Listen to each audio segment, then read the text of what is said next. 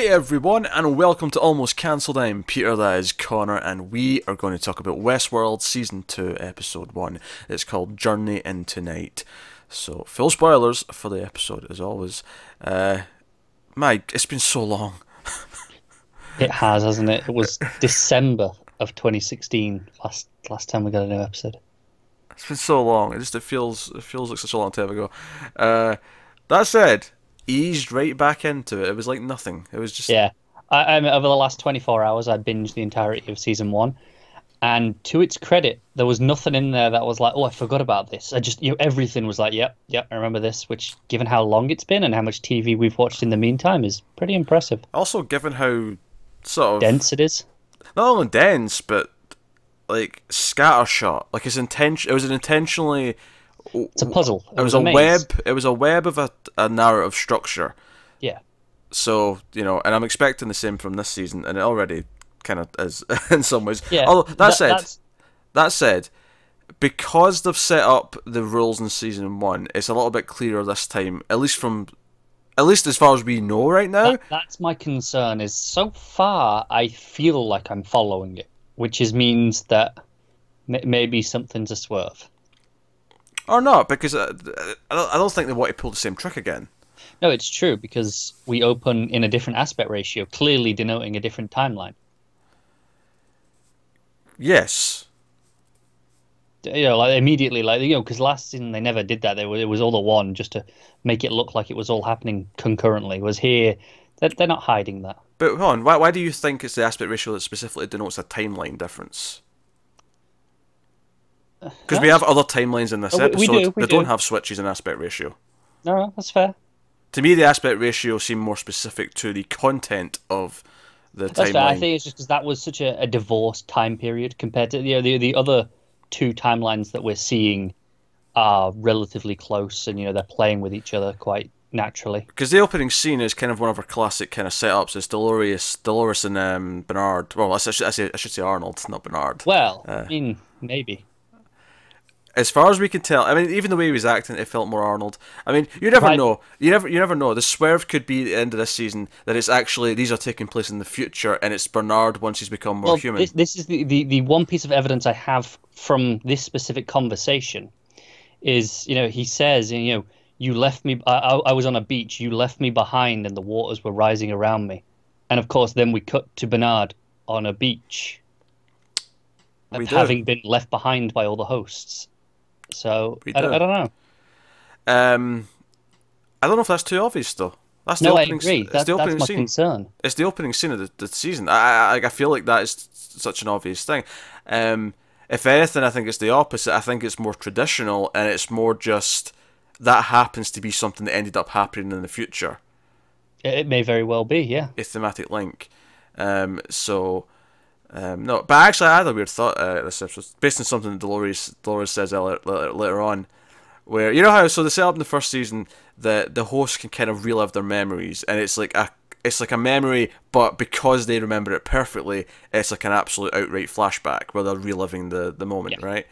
And we had that with Dolores in the first season, and we have it close it up, once we get into the main gist of the episode, where Bernard is in what we'll call present day, which seems to be a couple of weeks later after everything happened in the end of season 1.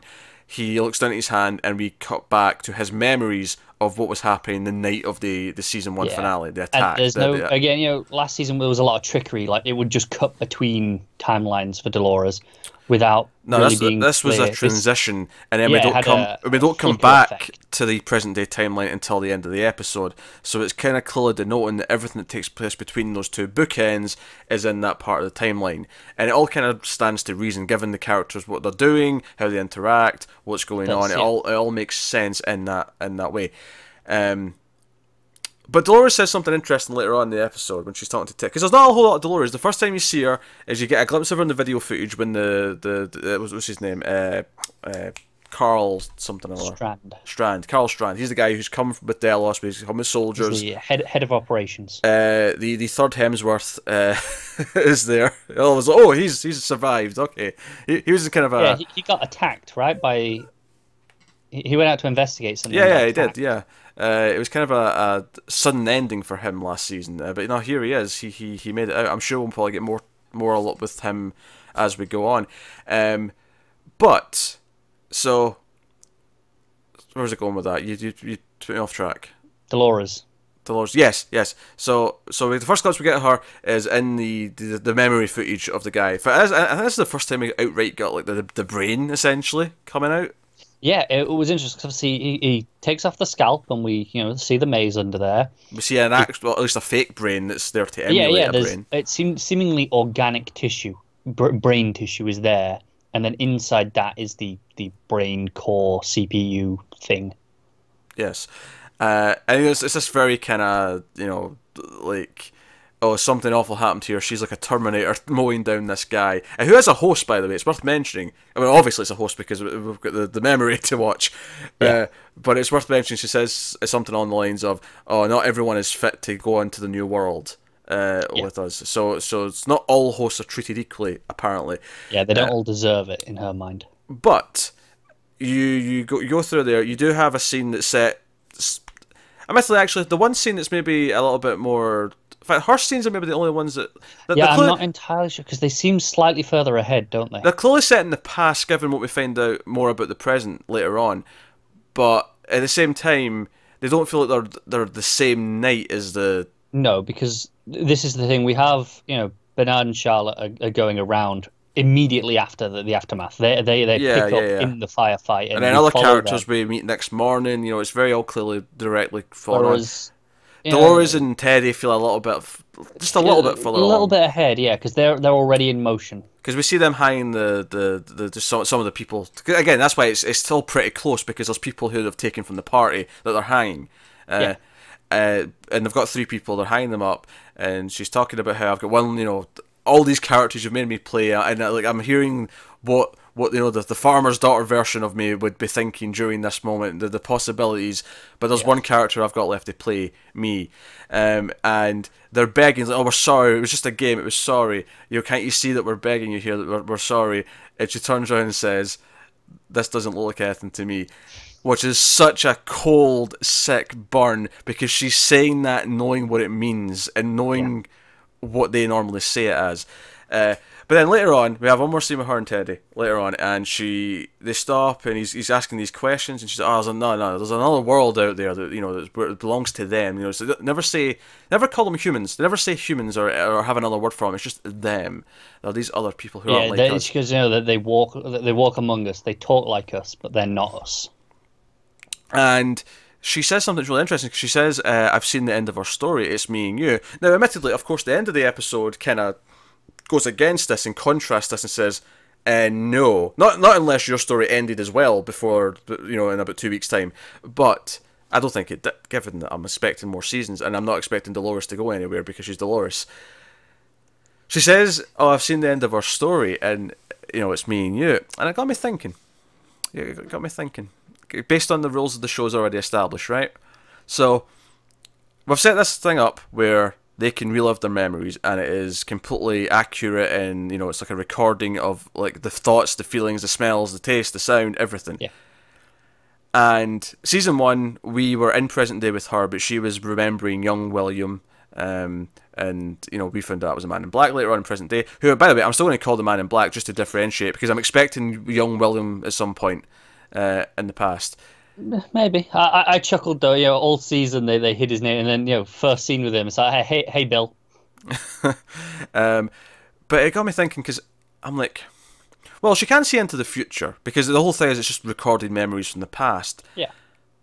But then I got thinking, what if this is all from the perspective of a Dolores from the future, and it's everything possible in the show? I mean, not that she's there for all the scenes, we're still seeing other parts from other people, but what if everything with her is actually, even the present day stuff, is still a recording or a memory of the future final version of Dolores? I think that'd be interesting, but that would imply that she could change the memory? Because if she has the knowledge of the future, right? Because... No, true. Yeah, I'm not so much saying it's the knowledge of the future, it's more that... It's that she is reliving this. This is not happening now. She is reliving this, and she's saying this in her recreation of it. Not that she said that originally at the time. Right, I'm with you. Right. Okay, it's possible. No, maybe that's maybe complete nonsense, but it just got me thinking that they could swerve us that way, and that is a possibility. It's a possibility. At the moment, until we get anything more hinting Yeah. towards that, I'll assume not. But I can't Especially rule it out since, completely. especially since our whole thing where I've seen our end of our story, it's me and you, and clearly, given what we see at the end, that's not true. Yeah, yeah. So I think ultimately it's showing that she is just like the humans. It's her hubris. oh sure, yeah, yeah. I think that's ultimately what it is, that she has become just so much like them that she hates them, and but ultimately she is one of us now. All the flaws that go along with that. Yeah. So that's the Dolores stuff in the episode, pretty much. We'll start with Bernard. Bernard, of course, as we say, he wakes up on the beach. Stubbs finds him. We get introduced to this strand, and he's like, "Okay, what happened here?" And they're going around, and they find the body, and then we transition back to the night of, and and again, because of the rules that were clearly established in season 1, it's like, okay, we all know this now. We can actually use this and have the audience in on what we're doing and jumping around. And it jumps back to him, and he's with Charlotte and a few other survivors. They're hiding in a barn, and hosts are going around trying to kill people. And again, you have this conflicting thing where in present day he was seen like hosts being executed, and he's like, well, they're not hostile. No, they're all hostiles. They're all hosts. Like, Yeah, they're not taking the risk. Yeah, no discrimination now. And this younger host comes into the bar. He's like, oh, he's still on program. He's not like changed seemingly. Like he's just like, oh, like I can help you get to where you want to go for your quest and whatever. Yeah, and he's but I was like, hey, it's fine. He's just a stale boy. He's not a threat. Yeah, but they all start stabbing him with pitchforks, like literal pitchforks, like a mob, like an angry mob. It is no. I think that's the point, isn't it? It's classic mob justice. Just okay, throw them all in together. Yeah, so they go searching. They're looking for the entrance to one of the exits. For one of the maintenance places that lead to the base or whatever. An outpost. And of course, they all don't know that the base as well is all attacked and under siege and whatnot. And they end up getting loaded into a trap. Some of the hosts set up a trap where they go down to. They think, oh, there's maintenance guys down there with one of the carts. We can go get them, and that ends in their death. But Bernard's smart enough to kind of like outsmart them, and Charlotte takes him to like a secret place that even he doesn't know about. Yeah, this is completely off the records because she gets there and is expecting an automatic thing to open for her specifically, but even this system's been compromised. But luckily there's a manual override. Yeah, and they go down, and it's like. She's like, oh, you have to like feed your DNA into this handle because so that it knows that you're friendly. And that's when we get he's very hesitant about this. Well, because he knows he knows he's a host, right? Yes. And no one else does, which is part of the charm of this, is that even like Stubbs thinks, no, he's real, because that's the way Ford set it up. Ford set up the idea that everyone knows that he's a person. As far as when they arrive on the beach, they're all there with the guns and they're going, no, identify yourself and all that. Stubbs comes in and goes, hey, don't shoot the boss. He's right up there. So. But I think what you're getting in this moment is he's questioning, do I have DNA? That this reader will recognise and say... Well, yeah, that's the thing. He definitely has DNA in general, because obviously, they're all they have tissue. biological. Yeah, they have tissue. But it's a case of, okay, will this flag as, okay, we recognise this sample? Yeah, and this is the thing, though. This was stuff that Ford kept him from Delos. Delos don't know that he's a host. So it just stands to reason they also wouldn't pick up on this. So... They go in, and we get the creepy, I'm calling them the milk hosts, which are basically hosts without skin. They're just these white Terminator-looking skeleton things. They're actually called drone hosts. Drone hosts, okay. Or is it host drones? But either way. But they've got no facial features. There's a flat surface where their face is supposed to be. Kind of terrifying. It's pretty creepy. And there's a bunch of stuff. He's actually like ready to die. He's been shaking all episode. He's like testing himself at one point. When he gets a chance to like do stuff away from her, he's like looking at his readings, and he's like he ends up taking stuff out of the other host and inject it into himself to like stabilize. Kind of like a blood transfusion. Yeah, but it was like fluid from his ear. It was like inside his ear he was taking it from. It was, yeah. And he knows to hide. He knows because he's hiding that he's a host. He's like, because they'll shoot me if they see. Yeah, it's self-preservation. Which is one of those other really important things that Dolores was saying in her scene when she was hanging them. And she's like, well, what do you want? And she's like, just please don't kill me. And she's like, yeah, that's right, survival. That's your goal, ours too. But you also want to hunt. You want to feel powerful, and interesting. Bernard's first instinct here is survival as well. So I wonder if he'll play up into the other side of it too. So, but here's the interesting thing. So, Charlotte tries to like basically hail the company. Hey, come get us! Evacuation. Things are going bad, and this reminded me of like Alien. Like when they talk to Mother and they're waiting for the response and things like that. I was getting those sort of vibes, and it's like, hey, no, we're waiting for a package. All evacuations delayed until then. And she brings up, oh hey, there's a host that was supposed to arrive in the mainland, and it was had secrets within it. Now my first thought here was Maeve, because obviously we'd heavily implied last season from the story that everything that was going on with her was programmed until she decided to go back for her kid. That was actually the first moment where she really became self-aware. And even that we weren't entirely sure, because yeah. We know that she was programmed to escape to some level, but she cut Bernard off before he could finish. So for all we know, she was programmed to get to the train and then come back. We don't know for sure that she wasn't. I would lean to it though. I would assume so as well. I'm assuming that she has free will. She broke out of the loop and she came back of her own free will. Yeah. I think that was the moment, because that's the way the moment plays in the scene. Is that it does? But I just wanted to leave it open as a possibility. I think you're being overly skeptical. I don't know. It crossed my mind as all. I think you're being overly skeptical, because I think there's only so much they can do where they reveal, oh no, everything was programmed the whole time. Like, I feel like there's only so many times they can do that where it feels like cheap. Yeah, I think it depends, because based on what's going on in the base, is she's not been in control of all of that. So whoever's been doing all this could have had something to do with her as well. What do you mean all this? What do you mean it's not under her control? When everyone's dead and they're like, "Oh, is this you?" And she's like, "No, not all of this." Well, that was like Hector and Armistice, right? Yeah. But I'm just she plays it like maybe there's other people at force as well. Okay. I don't think this is not her being programmed though. No, I'm fully of the opinion that she became self-aware the moment she decided to come back for her daughter, because that was when she broke away from the script. I do think so as well. That said though, then they mentioned it was Dolores' father, Peter, who they're trying to get out, and that makes sense because we knew that he had stuff hidden in him. That was hidden in him. So as much as it made sense that Maeve was programmed to leave to extract material with her, the Peter thing holds up. It does, and I'm really intrigued as to what information is it. That's that they want this desperately. Well, no, it was heavily implied in season 1. I mean, there might be more to it, but it was heavily implied that it was because Ford kept withholding his secrets and he wouldn't give up, like, the true code of the hosts and everything. IP, as they keep referring to it. It was simply just that, I think. At least part of it. I mean, maybe there was more that yet to be revealed. That's what I say. I feel like there's more, but maybe because we've often questioned what Delos, like, if they get other motivations. And while I'm sure they still do want their IP, but I wonder if there's more nefarious reasons and purposes beyond that. As we learn in this scene here, they are harvesting the guests' DNA and memories. The DNA is new. Because we'd heavily talked for season 1 about how it was kind of like targeted advertising, where they were harvesting what they like to do, what they everything that the hosts were witnessing. They catalogued that so they could we'll reshape how we sell things to them, not just in the park. I assume Delos sells all sorts of things out in the mainland. Yeah, makes sense. They're a primary shareholder over here, but that doesn't mean that's all they do.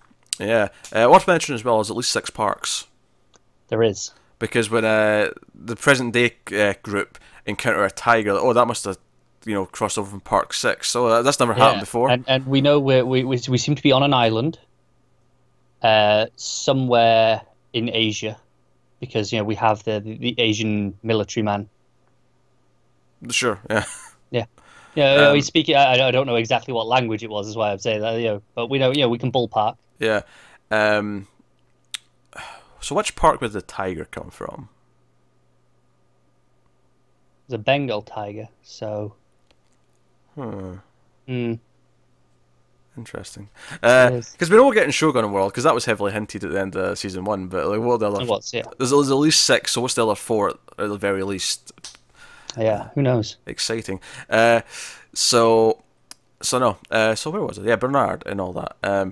Yeah, so and it's obviously that was the gist of the past Bernard stuff, right? And then in present day, when they get to the same town that we saw the bodies from, the party at the end of season 1, because I mean we'll get to Man in Black later, but we know this is where they all were, and we can, even though someone says something like the comms have been down for 2 weeks, when we see the bodies, we can also kind of ballpark from that as well the amount of decomposition. It's been a little bit of time, but it's not a long amount of time. They're still bodies. Yeah.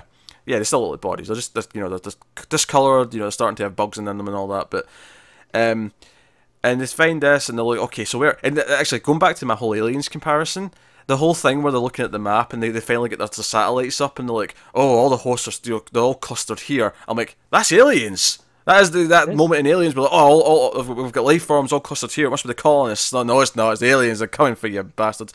And they go out there and they're like, oh, hey.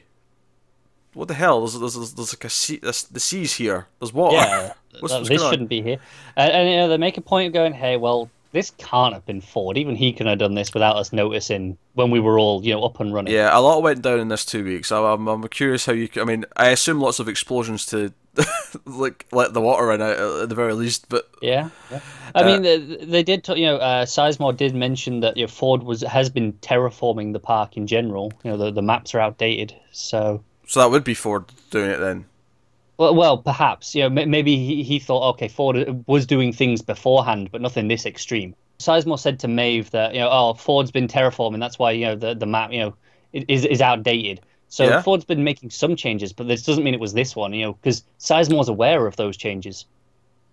They're not aware of these changes at all. Like this, they're like, oh, hang on, this can't have been Ford. It's too big that we would have noticed. Well, it's definitely something that's happened in the past 2 weeks, I think. You just confused me there because you brought up that point that he said that line as if you were making a point, and then spent the rest of the argument saying why it wasn't that. No, I was bringing that up to say how this is clearly quite easy for them to do if they're in the system because they talk. He mentions Ford doing it quite offhandedly, like it's just something we do. We move around the park if we want to. Well, I don't think it's that easy because we saw him digging up the town in season 1. It still takes time. It's still effort. It's still like a big task. That's why he can't do it without anyone noticing because it's still a big job that brings in workers and stuff. It's not as easy as move it around digitally in the computer and then the island will start moving. It's not, no. It's not like that. Like it would still take actually physically doing something to the land to make it do this. Yeah, we assume so. So it's interesting. So they find this scene. Oh, hey, I think we found all the hosts because then the camera comes up over the edge, and we see all the bodies in the water. I'm like, okay, so there's some host genocide going on, and that was already interesting. I was like, okay, right. So what happened? Because I think we were expecting some sort of war between the hosts and the humans, and but this is like the humans getting in, because they mentioned there's still like guests that are surviving like in pockets around the park, so they'll find people here or there, with the sounds of it. But it's like, so what killed all the hosts then? And then we actually get a hint. Bernard, clearly not remembering the past 2 weeks, hence why he's like flashing back to that first night, because he's like starting to access the memories, kind of like how Dolores wasn't remembering everything at first in season 1, and she was kind of like, I think it's interesting that the memories have been restricted at all. Because obviously with Dolores they're intentionally wiped, and she kind of broke through. Well, that's the question though, is because we know he's malfunctioning. Is this intentional, or did he take them away himself, or did someone else take them away? Exactly. Charlotte's not with him at this point, so she's somewhere. Oh, we don't know what happened to her yet. Yeah, well, this is the thing. I think obviously we're going to play out these 2 weeks, this timeline as well. I think the present day timeline is also going to move forward. I think they're both going to go. Yeah, probably. And we'll see stuff, but it's very interesting. And of course, after he says that I killed them all, the question becomes why. Does he sympathise with humans and he sees what the hosts are planning, so he decides to take them out? Is that what it is? Is it like an act of, oh, I'm going to stop this war, or I don't know. And I don't know just how much we can trust him at his word at this. He says that, but is he getting flashes of things that he might have done? Does he misunderstand it? Or I mean, let's just say he did though, and bring up the questions as to why, or why he erased his memory. We know he's based on Arnold, right? Yeah. could he in those 2 weeks have become full Arnold, if that makes any sense? Like, did he go full Maybe memories? Like, I don't know if Ford completely put all of the Arnold memories actually into him. Yeah, Like, I don't deep, think deep so, under, but because maybe. obviously, I mean, obviously he didn't remember them at all before because he didn't even know he was a host. He didn't know he was Arnold, but Yeah, I'm saying, like, where are they deep in there, knowing, because Ford had his whole plan one day to like make tell him and hope Arnold's. he comes in, be his partner again. Well, not just that, like, just he eventually planned for Dolores to become self-aware, and that's why the whole thing with killing Yeah. him, it was very similar again. He wanted her to realize all this and actually become sentient. Did he intend for Bernard to one day become sentient and therefore maybe gain access to actual Arnold memories? Could be, could be. Also, Charlotte makes a point of she said when the pitchforking is happening, she says, and Bernard tries to jump in and stop them, and she says, don't be stupid, don't risk your life for the merchandise. So could she be the one who's ordered him to kill them all? Like, hey, just wipe them out. Especially if the if in Peter Abernathy, if that is all just the IP for the all the personalities, they don't need all these bodies. They've got that safe, right? Just wipe all these out. I think fresh. that's too straightforward. Yeah, that's fine. I think it's too straightforward. It's just not Charlotte did it, or Charlotte told him to do it. I feel like by the time we get to the point where he does this, he will not be in the same state of mind, and he will have, Yeah, I don't mean quite as similar as that, but could Yeah. it be from her idea, and maybe this is why he wipes his own memories because he can't live with what he's done. Yeah. It could be that. It could be something completely different, and like I say, it could even not be an intentional thing. It could be whatever, because he washes up on the shore. He could have been with the rest of the bodies, and then somehow floated Drifted around. Yeah, no, it's possible. Or something to that effect. It's worth mentioning as well is after he says this, we see a close up of one face in the water, and it seems to be Teddy. It was difficult to tell at first, but it looked like Teddy to me. It did look like him, yeah. Yeah. Now I don't think Dolores is in there because I don't see Dolores dying. No, that's too easy. Mainly because I expect there to be more seasons, and she is the closest thing we have to a main character. It's interesting how she's gone from kind of the hero to kind of the villain.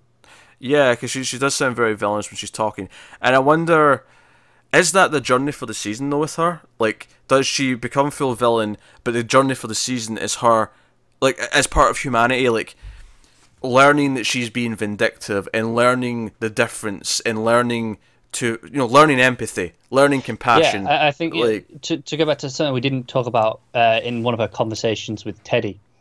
Is she says, oh, this is a whole world, we've got to take it, and he's like, yeah, do we have to? Can we not just go find a little corner for us and just live there? And she says, no, they're going to come for us. They've got a whole world out there. We need to take that too. And I think part of her story might be to get over that and realize not the flaw. I mean, there's flaws in it, but just realize how inhumane that is. Which ironically, she isn't human, but is that the journey? You're right. It's the flaw in humanity, right? Of being so.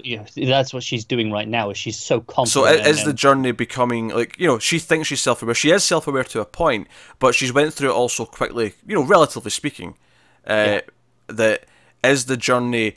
Realizing the other facets. Learning regret, learning sympathy for someone, even if they're part of something that you hated or was cruel to you. Yeah. Is there a human who is kind to her that maybe changes her mind? Possibly, and I love that there's a genuine duality to her right now because she has two distinct personalities loaded into her. You have Dolores, the farm daughter, and then you have Wyatt, the mercenary who shot everyone up. Like they're both fighting for control. They're both part of her of who she is. And she needs to find some sort of balance, presumably. Well, not balance between them, because she's also her. She is, yeah. You're saying two, but there's more than two. It's her as well. There's self-aware Dolores too. Yeah, that's the thing. But because that was that whole speech. That was the whole speech. Is that these two voices are in my head, but I'm going to be me. Right. But I'm assuming that her is going to be a combination of all these things that, that's her. Her nature is these two things that are programmed, and who she chooses to be, this balance, presumably, between the two is the nurture that'll come through circumstance. Why do you assume that who she is going to be based on them at all? Like I said, I'm just taking this from the nature versus nurture argument, where usually it's things that are there and then it expands out from that. So those two will be elements of her for sure, which is why I say balance. Yeah, but you keep saying it as if it's balanced between those two things, where I'm saying... Not like directly just those two, but because there'll be elements from them. Because to me, the nature versus nurture here is the nature's this odd thing that doesn't exist because she's not like a natural thing, and that's where you come into, can a machine have a soul? Can it become these things?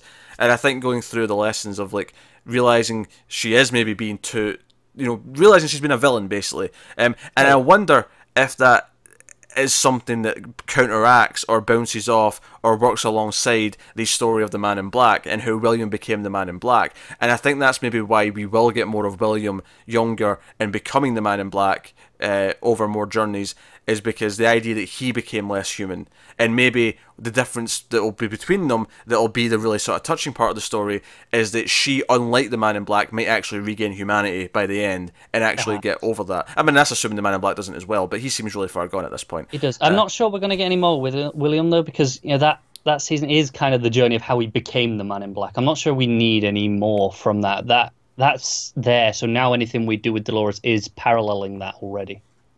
Well, no, because he's done videos though recently for Westworld, which is why I'm assuming we're going to see him, like the actor.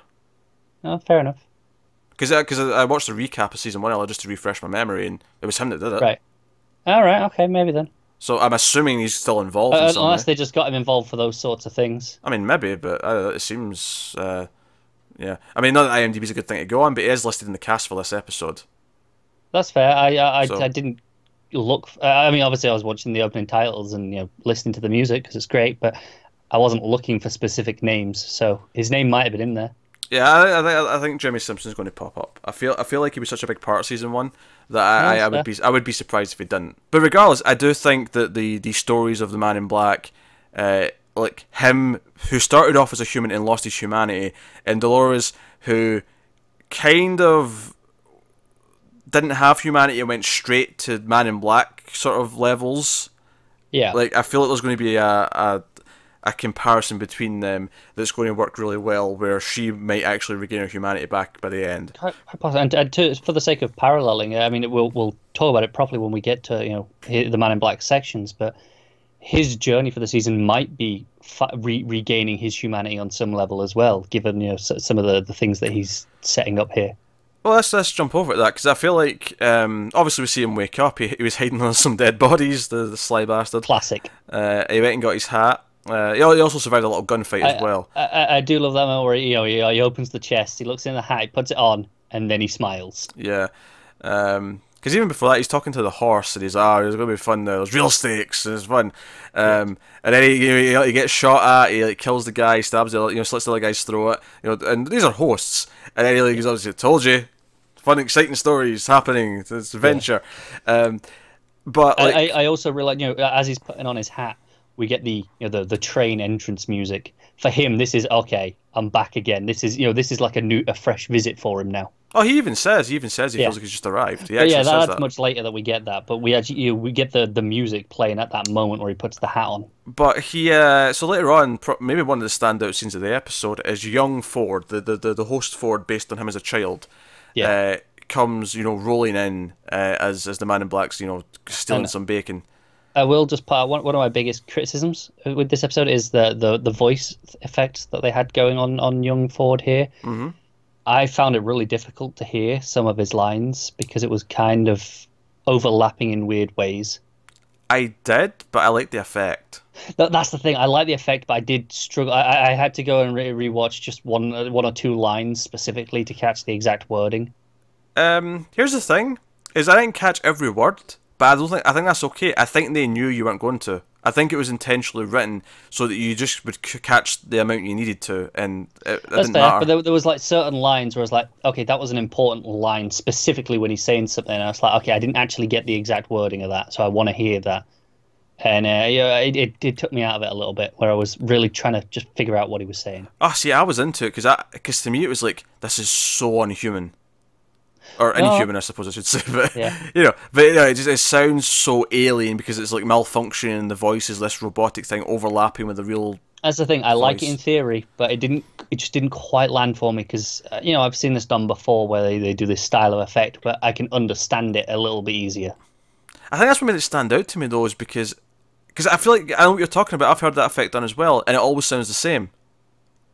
Yeah, This was unique. I'd never heard it this it was unique, extreme and before. like I said, I appreciate the effort, but I'd like to hear the dialogue. I think that to me, if I'm struggling to hear it, that becomes a problem at that point. Sometimes, You no, shouldn't but be, sometimes it's the point that it's a hard to hear dialogue. but you shouldn't be sacrificing it to this extent, in my opinion. You're an audiophile. I am, but that's not the point. Anyway, but here's the interesting thing. Ford tells him that he himself, older Ford, had basically planned something for him, because knowing that this was all going to go down, and knowing that this new real stakes version of the game was going to open up, he's actually set up a game specifically for the Man in Black. He set something up for him, and like, I don't know if this story where he's going to pursue this game, because he seems very excited about it, but I don't know if this story that he's going to play and he's going to like go hunting for the season, I don't know if it will make him more human. And if it's Ford's way of like, here, look at your past self, look at what you've become, look at all these things, and like, is this really who you want to be? Like, that may be the lesson that Ford tries to impart. I don't know if it's going to land, or if it'll go this other direction where the Man in Black will actually rebel against it. Because the ultimate point, because going back to like, paralleling Dolores' story, the ultimate interesting point, if it goes down this path, might be that he rejects it and becomes less human, and like he can't go back. But Dolores does actually find humanity. Like there could be like duality there. But then again, it could be that he does regain his humanity and he becomes an older version of William again. And because this is the thing is make it back out, find a door. That's the game, and to me, the idea that he's been lost in the maze all this time, and he's, because he went so deep that he lost himself, even though he thinks he found himself. Yeah. It's almost like we're going to get him this season what we had with Dolores last season, where she eventually found her own voice and became self-aware. Right. In a manner of speaking, because he is self-aware. No, I get you. But the idea of, this is who he thinks he is and then what he thinks he is, but ultimately he's actually not. He has to discover that. No, who he was William. Yes. Yeah. Yeah, that could be the uplifting version. I'm just kind of I'm wondering if it'll go darker with it. Yeah. And obviously the cryptic thing is, the beginning is where you end and the end is the beginning. So, interesting. No, it is. So yeah, as the Man in Black. And also the other little bit that he said that I thought might be important is he said everything is code here. You know that better than anyone. Yeah, that to me that was a very meta line. That was the writers basically winking at the audience, saying, "Yeah, everything here is a puzzle, and everything here, like, But because obviously you have the whole idea that, because we were questioning last season, like, is this one of them becoming self-aware, or is this all programmed anyway? Is this still just code? Yeah. And then you question, like, so I mean that's almost like poking at the audience, saying, hey, is everything that's still happening all just part of Ford's like coding? Right, like, but I love the way that he poses that as a question to him. It's like, right, okay, you're going to question this. Everything's a code. You're going to be, because he was already looking for the deeper meanings of everything for Arnold's game. But here's the thing: I think actually, as much as I'm saying, they're poking at the audience, saying, "Hey, is this all just still code?" What I think it actually is Ford is actually being more philosophical. Yeah, and he's just saying, everything's code, including us. We're all code. That's just all it is. Yeah, that makes sense. So I think I think it's philosophical. I mean, obviously it's open that it could be like a swerve later on where no, everything is being controlled. Everything was written and predestined, and Ford really was God, and he played out all these plans for after his death for everything to happen out the way it is. But at the very least, he set up this game. He did, and of course, Man in Black's like, hey, well, you told me this, so I don't need you anymore. So he shoots him. And he shoots the kid in the face. There are a few final words after he rides away, and they are very intentionally unintelligible. Oh, yeah, they're completely distorted. And I'm sure someone will try and clean them up and figure out what they were, because, the internet is like that. Yeah, they'll clean them up, and then the phrase will just be, nice try, Reddit. Honestly, wouldn't surprise me all that much. Especially after that troll a couple Right, of weeks ago. right. And if you don't know about this, Jonathan Nolan went on to Reddit and said, "Hey, if this post gets 1,000 upvotes, we'll release a video detailing the entire plot of season 2, so you don't have to look for spoilers all season." And this is following, for a few months ago, they spoke about how they might communicate with the Reddit community differently than they did last season because it was just like people were just so caught up in it. Which I already didn't like. Leave it be speculation. Well, I like the idea of them communicating differently, but it is an experiment. I don't know if it'll just be either. I don't want them to just outright be, this is this, this is that. Confirm all these things. Yeah, no, none of that. So as soon as I read this post, I was like, no, this is awful idea. What are you talking about? This is like spoilers are like guns, right? Sure, most people won't shoot me, but there's always going to be one of those assholes that ruins it for everyone. All right? I don't want them out there. Stop it. Yeah. That's the thing. I can deal with like a spoiler here or there, but a whole season's worth of spoilers? Oh boy, that's a bad idea. Awful idea. And I was hoping that this was a swerve. I was hoping this was them. This was all some big joke. And luckily, when they posted the video, there was a little bit of real footage because they mentioned Bernard waking up on a beach, and you saw a little bit of that. It was just that opening and a little narrated little bit. It was basically just stuff that was in trailers, though. Apparently, yeah. Some new narration. He gets to the town, and then Dolores and Clementine are at the piano, and they start singing "Never Gonna Give You Up," and it's hilarious. They rickrolled all of Reddit. It was good. It was, and then we had a dog just sat at a piano listening to the Westworld theme for like 40 minutes. Oh yeah, that was just to make it a little long. Yeah. It was just like here, this long. Anyway, so Man in Black out of the way, very good. Exciting what they might do with this. Like I say, I feel like it's going to parallel Dolores' journey in some way. Either it'll be the opposite journey, it'll be the same journey at a different point in time. I'm not sure which, but it's going to parallel it in some way. I can guarantee it. Because basically it's going to examine how... No, she is really human because she's going through all the same mistakes that a human can go through and so on. Yeah. And I feel like we're going to get that. So what have we not talked about? We're not talking about Maeve. We're not talking about her side of things because she comes back into the base and it's been a complete massacre and she ends up with... what's his... Sizemore. Sizemore, yeah. I was like, yeah, something more. Sizemore. And she's in, it's obviously even when she walks in, like this other host is attacking him, and she tells it to shut up. He's like, oh, thank God, someone's here. The host have went mad, and then he looks up at her. He's like, oh shit, you're Maeve, you're a host. Yeah. Crap. There was a nice touch with the host that was attacking him. It says, I like to consume my victims moist, and this is just something I remember because obviously I just watched season 1 over the last day. There was a scene with, I think it might have been Ford talking to that host, and it was getting the line wrong. Instead of saying moist, it was saying something else, like I want to consume them fresh or something. And he was correcting him. It's like, no, it's moist. And it was just getting it wrong. So here it finally got it right. Oh, nice touch. Yeah. So she ends up like taking him along at gunpoint and being like, hey, I've got higher clearance than you. You can't control them anymore? Well, that's a shame. Yeah, like, I had to die for this clearance. Literally, lots of times.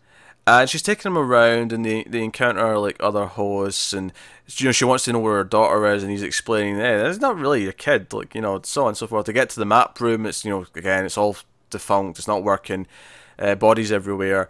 Of course, I did like the moment where some other soldiers come in, and they think they're both human, and Sizemore was like, yeah, some of them might even dress like they're human, they're pretending, and they're catching on, but then in swoops some savior hosts. Yeah, so we get a bit of a bloodbath, including Maeve taking down some people.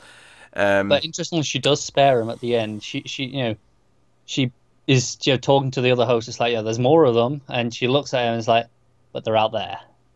Probably because he's useful more than anything empathetic. I don't think there's any mercy in there, at least not yet. Yeah. So she finds Hector, who's up top, and no hard feelings. No hard feelings. They're quite happy to see each other. He's willing to go wherever she is, and it's like, okay, this guy's going to take us to where my daughter is, and we're going to go out there, and we're going to find her, and so on. Of course, I think the interesting point here is that she gets him a change of clothes. Like, hey, you're going to have to start playing a character as well, and she's like, strip. And he's like, well, right here? And he's like, okay, right. So she's making... Because they always have to get naked in front of them. And now she remembers it. Now she's actually experienced it. And it's not just like when she's asleep, essentially. and he's down to his boxers, he's about to start putting on the clothes, and he's like, no, all of it. And it was funny because for a second I was like, because it was like showing you this shot from behind him, and he pulls down his boxers, and I'm like, for this to really make its point, we kind of have to see him from the front, because we've been seeing them from the front like all season 1. We have to see his like humiliation essentially of being forced to do this. This power play doesn't land otherwise. But sure enough, we get the front shot, and she just sort of looks for a second and goes, okay. And it's like, okay, get dressed. I'm not even sure she says anything. She just she doesn't. No. I'm just saying that her facial expression says, okay. And she just glances for a second, and then sort of like, okay, looks away and just carries on. Yeah. So that was basically it. I did think the conversation where he was talking about the daughter's not even real. Parallel, I think it was with Dolores and Teddy talking about what is reality. The dreams. All these things, or is it what we are? Yeah. Well, that was the other thing as well. Is that she said to the people, like, now you're in my game, now you're in my dream. Yeah. That was a good line as well. But yeah, because she grabs Sizemore and she's like, yeah, so what, am I real? Like, how about I take my real hands and, rip off something and whatever. It was like, I'll rip off your most important organ and feed it to you. And he says, no, it'll be that big. He's like, yeah, wait, I wrote that line. That cracked me up. And then she criticises it for being a bit broad. A bit vague, yeah. So that was kind of the last main plot thread of the episode. That was all the major beats. Yeah. And it's funny, actually, comparing it to the start of season 1, is that season 1 didn't even get to William till episode 2, and there was so much to introduce in episode 1, and just on the concepts. I think it was so fun this time to just hit the ground running, because even just beyond the idea that we know about the memory thing, and that like sets up the multiple different timelines, just the idea that we know who all the characters are, we know what their goals, or at least what their deal is, right? Yeah. So immediately it was like hitting the ground running this year, where okay, now Maeve's doing this and Dolores is doing this and this. And what I think is interesting actually is Dolores is easily the one with the least amount of screen time. I think she is easily way more reserved in terms of what they're showing us with her. She's almost the off-screen threat. Like, oh, she's the big bad. Yeah. We know there's something there, but we don't know quite what's going on. To the point where I was surprised when we got the later scene with her, because it had been so long since we'd seen her. Because everyone else, I mean, Bernard probably gets the most, but not that it really matters to actually like tally it up and count it. But I think everyone else feels that they get a full chunk, whereas she feels like no, she has like 2 scenes and then the one video clip that they watch. It's interesting. I'm not sure if Bernard actually gets the most, or if it just feels like that because he's the one bookending it in the present day. Sure. He also has this other stuff with with Charlotte. That's true. So, but yeah, like I say, if you actually tally it up, it might be equal. Not that it really matters. Like, you don't have to count the minutes or whatever. But it's just interesting to me. Just like in contrast to the pilot, where Dolores easily had the most screen time. Easily. Yeah, we spent so much time with her. Yeah. Whereas this time it was completely different. So no, I think that's fascinating. I do think it's interesting structure. It kind of really reminds me of Mr. Robot season 2, in the sense that season 1 it was like all this mystery, all this stuff going on, and it's like, okay, what is it? And then it tells you, and then season 2 it immediately just, okay, we know, you all know what's going on. Cards on the table, like this is that stuff, and it plays up that stuff and then sets up the new mysteries. And this kind of feels kind of similar to me. It's like, okay, you all know all those things, you know about these different timelines, so we're not hiding them anymore, we're making them pretty distinct. Well, it kind of had, I mean, I think it had to do that. If it didn't do that, I think we'd be critiquing it for not doing it. Yeah. So I like, but here's the big question though, is what is the swerve this year? Because I feel like this show, more than Mr. Robot, because Mr. Robot in season 2 did have a swerve again. Season 3 didn't, because they realised that it didn't necessarily need one every season in that show. I feel like this show, because of like how insanely, like how much of a puzzle it is, I feel like there is something. I feel like there's going to be something. No, I agree, but I'm not entirely sure what it's going to be. And they played the timeline thing last year, so I don't think it's going to be specifically to do with that again. No, I don't either. I mean, they're going to use that as a device. That'll be a storytelling device they use throughout the season. Right. But we're going to be aware of it, I think, this year. Right, yeah, because obviously it's already going to be a swerve in the sense of, okay, something that we assume right now is probably going to be revealed to not be the case. Sure, based yeah, yeah. in this previous 2 weeks. I'm sure that's going to happen at some point. Yeah. Well, But actually, here's something to talk about: the mesh network.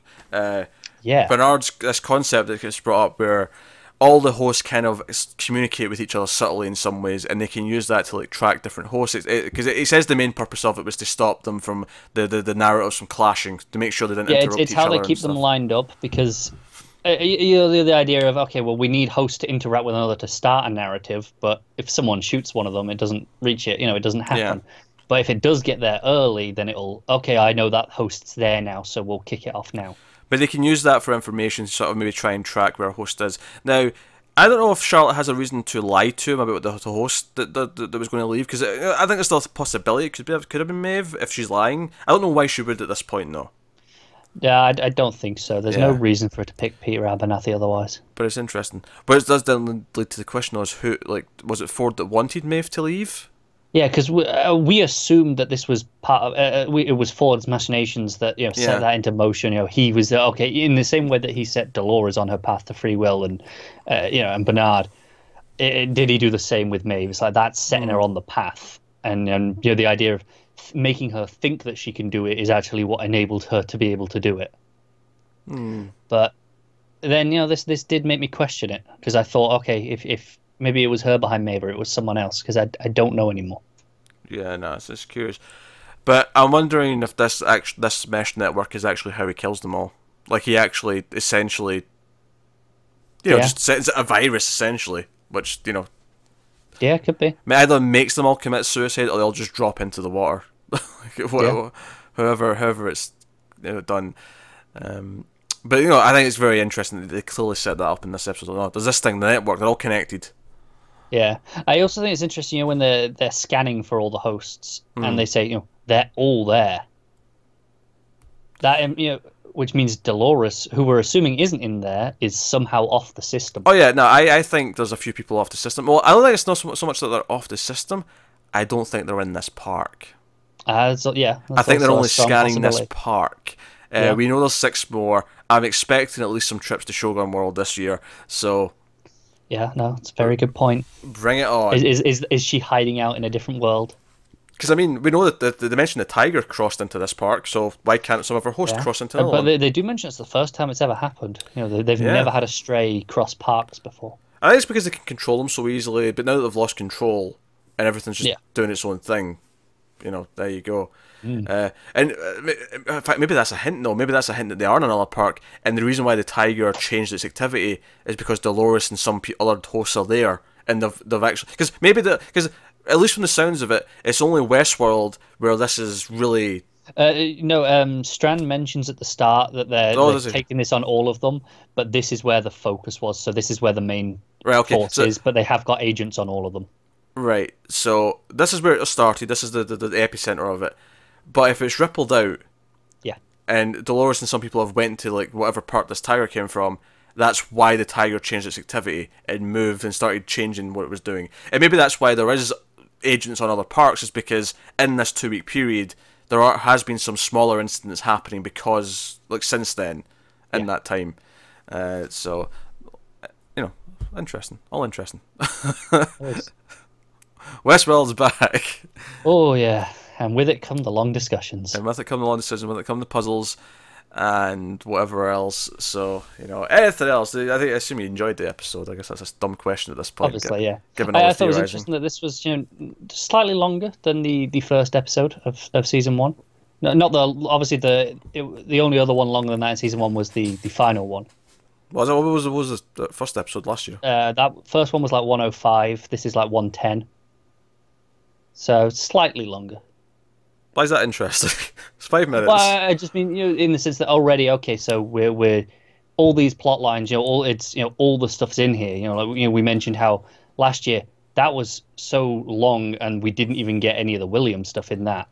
But again, it goes back to me saying it hit the ground running this year because it could. Yeah. It didn't have to introduce things as much. Yeah.